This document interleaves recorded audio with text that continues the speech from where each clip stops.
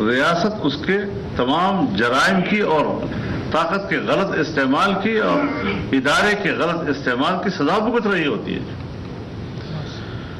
تو اس اعتبار سے آج کے یہ جو پریس کانفرنس ہے یہ ایک ہی ایشو کے اوپر ہے کہ اس بینچ سے ہمیں کوئی انصاف کی توقع نظر نہیں آ رہی.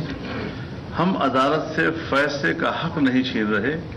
ہم ضرور یہ کہتے ہیں کہ فل کورٹ وہ کیس کو سنے. اجتماعی جتنے زیادہ اس میں اجتماعیت ہوگی اتنا ہی کچھ امید ہمیں لگ جائے گی کہ ہاں فیصلہ جو ہے میرٹ پہ ہوگا. ورنہ پھر یہ بینچ تو پہلے اپنے کیے ہوئے فیصلوں کو یا تو ان کو رد کرے گی، اس پہ تضاد ہوگا، اس پہ تصادم ہوگا، یا اسی طرح کا فیصلہ کرے گی.